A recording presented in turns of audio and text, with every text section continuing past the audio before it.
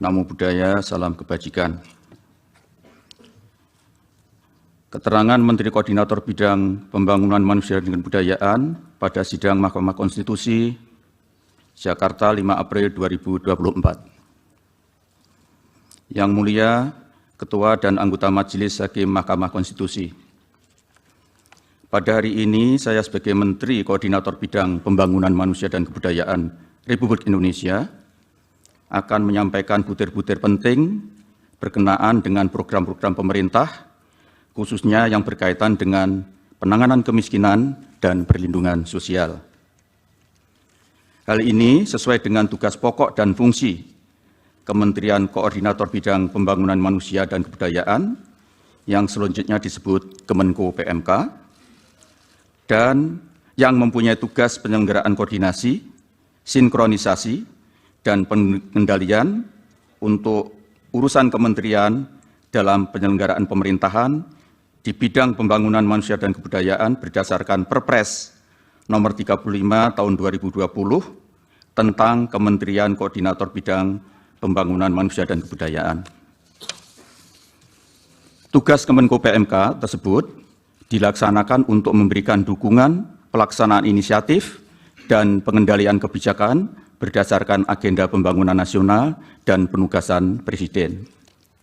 Sementara itu, fungsi dari Kemenko PMK diantaranya ialah 1. Melakukan koordinasi dan sinkronisasi perumusan, penetapan, dan pelaksanaan kebijakan kementerian dan lembaga. 2. Melakukan pengendalian pelaksanaan kebijakan kementerian atau lembaga. 3. Pengelolaan dan penanganan isu yang terkait dengan bidang pembangunan manusia dan kebudayaan. 4. Pengawalan terhadap program prioritas nasional dan kebijakan yang diputuskan oleh Presiden dalam sidang Kabinet. Yang mulia Ketua dan anggota Majelis Hakim Konstitusi, berdasarkan hasil survei sosial ekonomi atau Susenas Maret 2023 yang dilakukan oleh Badan Pusat Statistik atau BPS, angka kemiskinan nasional mencapai 9,36%. Sementara target RPJMN tahun 2020-2024 ditetapkan sebesar 6,5 sampai dengan 7,5%. Agar target dapat terpenuhi, diperlukan pendekatan kebijakan khusus melalui berbagai program di kementerian dan lembaga dan pemerintah daerah. Sementara itu, untuk kemiskinan ekstrim, kita harus terus mengupayakan agar target 0% berdasarkan Inpres nomor 4 tahun 2022 dapat terwujud pada tahun 2024 dan mudah-mudahan target tersebut dapat tercapai, mengingat program penghapusan kemiskinan ekstrim sudah mencapai angka 1,12% pada Maret 2023. Perlu kami sampaikan yang mulia, pada Maret 2022, kemiskinan ekstrem masih berada pada angka 2,04%, berarti capaian dalam 1 tahun terakhir sebesar 0,92%. Ketua dan anggota Majelis Hakim Konstitusi yang kami muliakan, perhitungan angka kemiskinan di Indonesia adalah menggunakan pendekatan pengeluaran.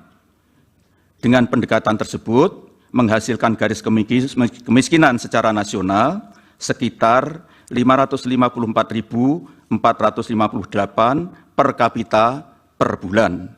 Dengan komposisi garis kemiskinan makanan sebesar 408.522 atau 74,21%, dan garis kemiskinan bukan makanan sebesar 141.936 atau 25,79%. Maka dengan demikian dapat kami simpulkan bahwa faktor pembentukan kemiskinan, kami ulangi, faktor pembentuk kemiskinan di Indonesia 3/4-nya adalah komoditas pangan. Selain itu, BPS menyebutkan bahwa rata-rata rumah tangga miskin di Indonesia memiliki 4,71 orang anggota rumah tangga. Dengan demikian, besarnya garis kemiskinan per rumah tangga secara rata-rata adalah sebesar 2.592.657 per rumah tangga miskin per bulan.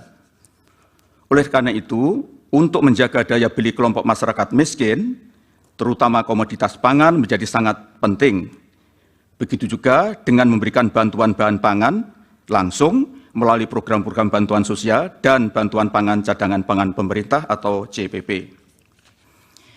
Yang Mulia Ketua dan Majelis Hakim Konstitusi, sesuai dengan Inpres nomor 4 tahun 2022 tentang percepatan penghapusan kemiskinan ekstrim, pada diktum ketiga angka 1 huruf B, menugaskan Menko PMK untuk menetapkan kebijakan sumber dan jenis data yang digunakan dalam implementasi program percepatan penghapusan kemiskinan ekstrim.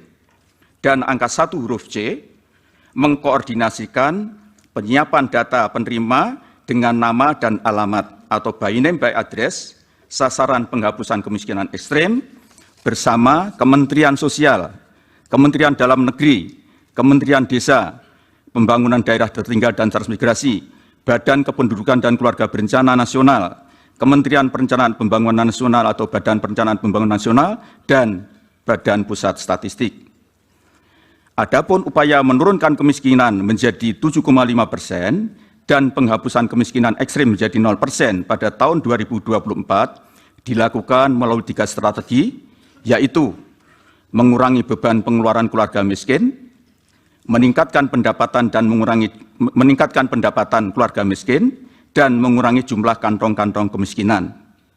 Ketiga strategi tersebut harus dilakukan secara bersama-sama, serempak, saling melengkapi dan berkelanjutan, dan berkesinambungan, baik oleh pihak pemerintah pusat, pemerintah daerah maupun non-pemerintah, yaitu akademisi, swasta, masyarakat, dan lain-lainnya.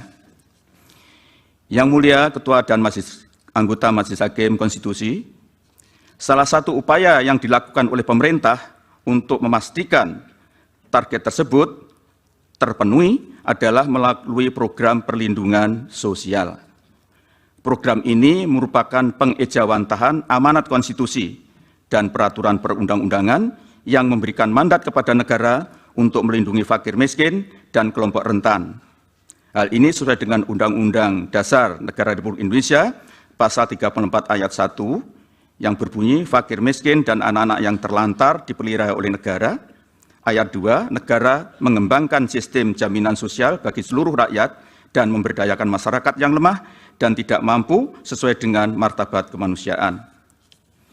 Program perlindungan sosial yang antara lain dimaksudkan untuk mengurangi beban pengeluaran, peningkatan pendapatan, dan penghapusan kantong-kantong kemiskinan telah mendapatkan persetujuan DPR RI dengan alokasi anggaran perlindungan sosial tahun 2024 sebesar 496,8 triliun yang tersebar di berbagai program dan pelaksanaannya oleh kementerian lembaga sesuai dengan fungsi dan tugas masing-masing.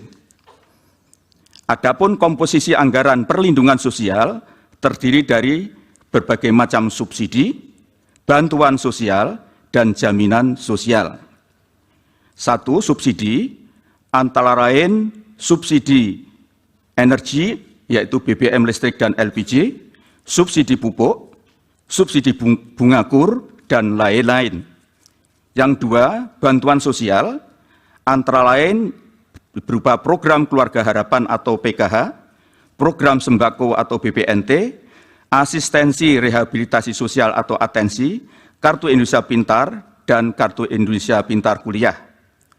Yang ketiga, jaminan sosial, yaitu berupa bantuan iuran bagi peserta BPJS Kesehatan, yaitu penerima bantuan iuran PBI yang jumlahnya sekitar 98 juta jiwa. Program perlindungan sosial sebagaimana tersebut di atas dalam kaitannya dengan masalah kemiskinan dan kemiskinan ekstrim adalah dimaksudkan untuk mencegah terjadinya kenaikan angka kemiskinan sekaligus untuk mencapai target penurunan angka kemiskinan yaitu 7,5% serta penghapusan kemiskinan ekstrim 0% pada tahun 2024. Yang Mulia Ketua dan Anggota Majelis Hakim Konstitusi, terkait dengan program bantuan pangan beras cadangan pangan pemerintah atau CPP yang diberikan kepada masyarakat pada bulan Januari hingga Juni 2024 adalah merupakan program perpanjangan dari tahun 2023. Adapun tujuannya adalah untuk memitigasi risiko bencana El Nino dan untuk mempertahankan daya beli masyarakat, dikelola dan merupakan kewenangan Badan Pangan Nasional atau Bapanas. Bantuan pangan beras CPP adalah bukan merupakan bagian dari bantuan sosial reguler, namun merupakan bantuan bahan pangan yang diberikan oleh pemerintah. Bantuan pemerintah dalam bentuk bantuan pangan beras atau CPP pada tahun 2024 dilaksanakan berdasarkan Perpres nomor 125 tahun 2022 tentang penyelenggaraan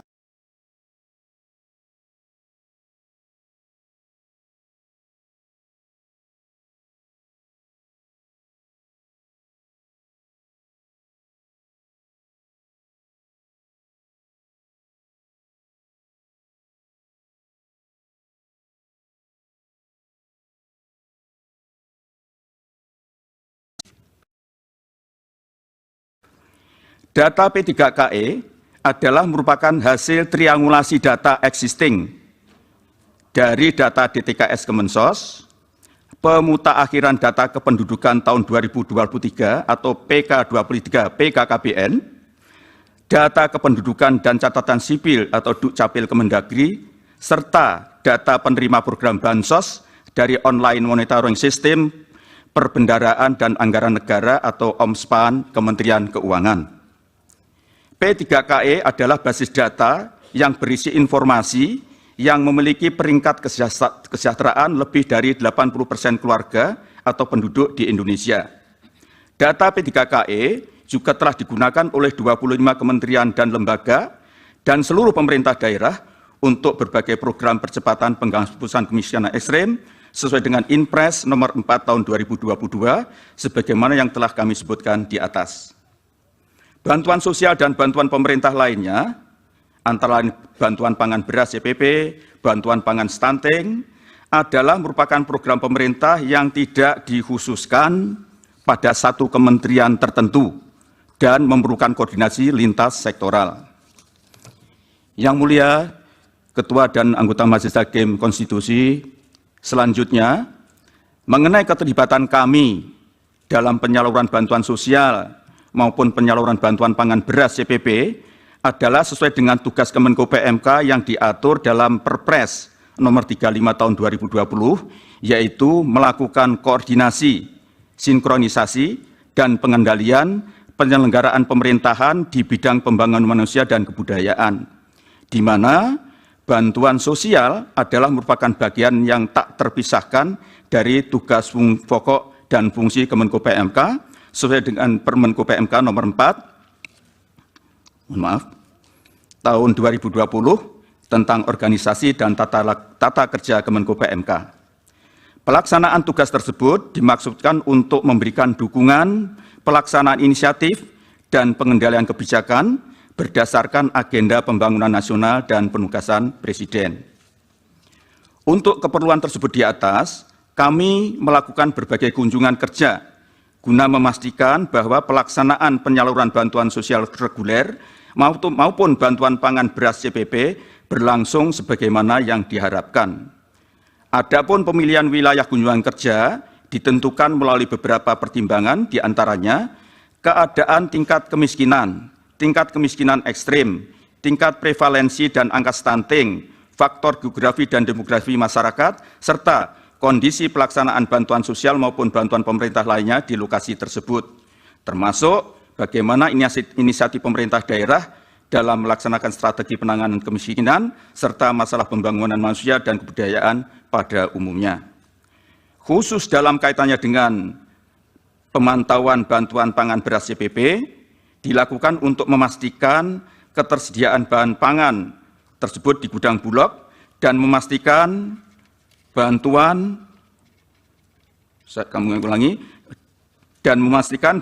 yang diterima oleh penerima manfaat secara langsung Di samping itu untuk memastikan bahwa distribusinya berjalan dengan baik serta memperhatikan prinsip-prinsip tepat waktu, tepat sasaran, tepat jumlah, tepat kualitas, di samping untuk mendapatkan umpan balik atau feedback tentang bagaimana pemanfaat bantuan tersebut oleh keluarga penerima manfaat. Yang mulia Ketua dan anggota Majelis Hakim Konstitusi, kami memahami apabila tugas dan fungsi kami untuk mengkoordinasikan, mensinkronkan, dan mengendalikan pelaksanaan program di lapangan, kemudian dikait-kaitkan dengan pesta demokrasi beberapa waktu yang lalu.